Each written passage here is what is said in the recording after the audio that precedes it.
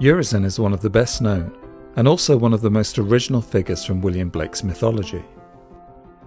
He is first referenced by Blake in the 1790s, and is one of the few figures from his mythology to be consistently mentioned and worked upon until Blake's death in 1827. But who is Urizen, and what does he represent in Blake's art and poetry? Why is he so important to Blake's ideas of religion and human spirituality?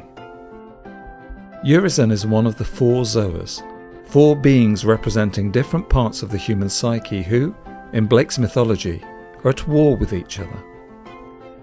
In this psychomachia, Urizen represents reason or the mind, his name usually being taken as a pun on your reason or horizon, that is the limit that bounds the body's energy.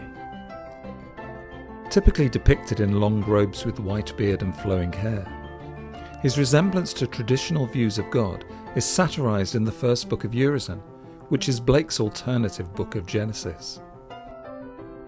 Urizen is first mentioned in Visions of the Daughters of Albion, where he is called Creator of Men, mistaken demon of heaven. This reference to him as a demon and creator will be a consistent theme for Blake over 30 years or more, as well as the fact that his joys are tears and all his labours end in vain. His next, more substantial appearance is in America a Prophecy. Here he is an emblem of tyranny, a god, priest and king. In America, he is opposed to Orc, a more conventionally demonic figure who also represents the spirit of revolution. This led the Blake critic Northrop Frye to suggest what he called the Orc cycle, the process whereby Orc turns into Urizen. For Frye, the spirit of revolution inevitably turns into the very tyranny it sought to oppose, becoming god, priest and king in turn. In the Book of Urizen, this Zoa's role as a fallible creator is explored in more detail. Urizen begins as merely one among many Eternals, but in his desire both for power and also to prevent pain and death, he seeks to create another world, one under his control.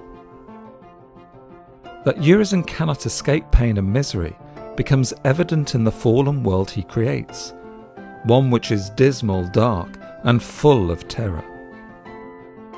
In this respect, Urizen is like the demiurge of Gnostic myth, a fallible, fallen creator who, by fashioning the world, forces its errors to become permanent.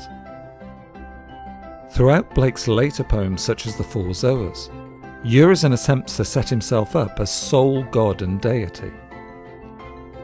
In one of Blake's most famous illustrations, The Ancient of Days, it is not the true god who is depicted, but the fallen one, Urizen.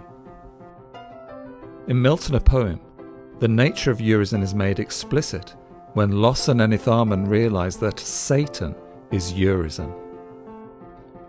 Urizen sees himself as the bringer of light, but, like another light bringer, Lucifer, he ultimately brings only terror. Again, this dual nature of Urizen as both God and Satan is made explicit by Blake in his book, The Gates of Paradise, which ends, "To the accuser, who is the God of this world, though thou art worshipped by the names divine of Jesus and Jehovah, thou art still the son of morn in weary night's decline." As such, Urizen is Blake's name for the god of this world, Satan, who has convinced much of mankind to worship him.